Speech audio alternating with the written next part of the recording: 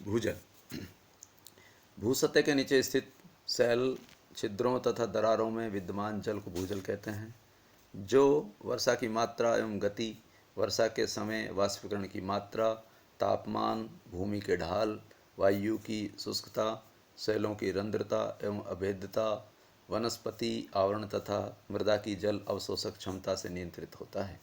धरातलीय प्रवाह अंतःस्रवण द्वारा भूमिगत होता है। कुल जल संसाधन का भूमिगत जल 0.58% है तथा संपूर्ण जलीय राशि के शुद्ध जलीय भाग का 22.21% है, जो 4 किमी की गहराई तक स्थित है। धरातल के नीचे मिलने के कारण इसे अधोसतही जल भी कहते हैं।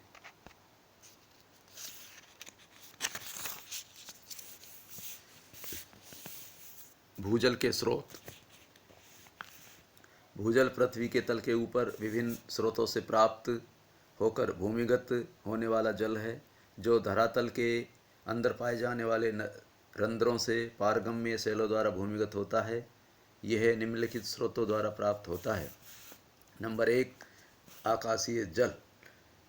यह भूजल का प्रधान स्रोत है। यह जल वर्षा एवं हिम के रूप में प्राप्त होता है।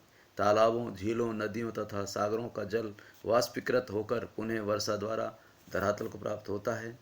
जल वर्षा एवं हिम के पिघलने से प्राप्त इस जल को आकाशीय या उल्का जल कहते हैं। यह जल भूसतह से सैल संधियों, छिद्रों व दरारों से रिसकर नीचे की ओर पहुंचता है, जो नीचे स्थित अपारगम्य सैलों पर भूजल के रूप में संग्रहित होता है।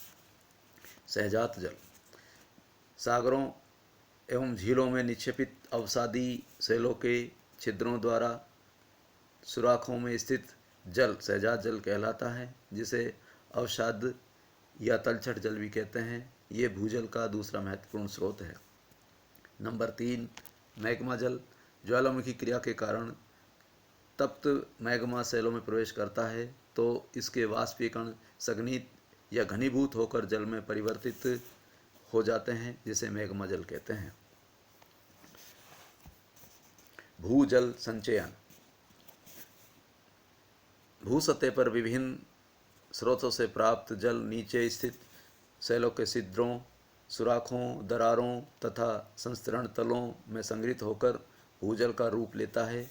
इसका संचयन सैलों की संरचना पर निर्भर करता है। जल के नीचे की ओर रिसकर सैल रंध्रों में एकत्रित होने से सैलों का संपृक्त होना कहलाता है।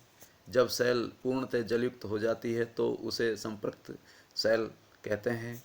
धरातल के नीचे संपृक्त सैल वाले भाग को संपृक्त मंडल कहते हैं तथा इस संपृक्त मंडल का ऊपरी तल भौम जलस्तर या जलस्तर कहलाता है। स्थिति के अनुसार धरातल के नीचे स्थित है। इसमें हम इस चित्र के द्वारा भी स्पष्ट देख सकते हैं। भूजल 3 मंडलों में पाए जाते हैं, जो निम्नलिखित हैं। असंतृप्त मंडल। भूजल का सबसे ऊपरी भाग असंपृक्त मंडल कहलाता है, जिसके सैल छिद्रों में वायु भरी रहती है, अतः इसे वातान क्षेत्र कहते हैं। इस क्षेत्र में केवल वर्षा काल में जल उपस्थित रहता है, शेष समय सैलें जल से असंपृक्त हो जाती हैं। संतृप्त मंडल। असंतृप्त मंडल से रिसकर जल मध्यवर्ती भाग में पहुंचकर सैल छिद्रों को पूर्णतया जलयुक्त कर देता है, फलस्वरूप जल स्तर ऊंचा हो जाता है। इस मंडल को वर्षा काल में सर्वाधिक जल मिलता है, जबकि शुष्क ऋतु में जल तल पुनः नीचा हो जाता है। इस प्रकार वर्षा काल में सबसे ऊंचे तथा शुष्क काल में सबसे नीचे भूजल स्तर के मध्यवर्ती भाग को आंतरायिक संतृप्त मंडल कहते हैं, जबकि इस मंडल के नीचे सदैव संतृप्त रहने वाले क्षेत्र को स्थायी संतृप्त मंडल कहते हैं। संतृप्त मंडल को अधोमोम या फ्रिटिक मंडल भी कहते हैं। नंबर 3, चट्टान प्रवाह मंडल।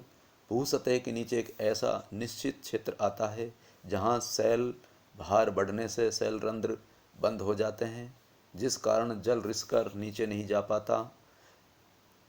नीचे जल न रिसने के कारण जल एकत्रित हो जाता है। यह एकत्रित जल जल भृत या जल भरा कहलाता है। यह जल धरातल से 16 किमी की गहराई पर माना गया है। इस प्रकार अधिक गहराई पर विद्यमान ये जल प्रवाहित होता है तथा इस क्षेत्र को शैल प्रवाह मंडल कहते हैं।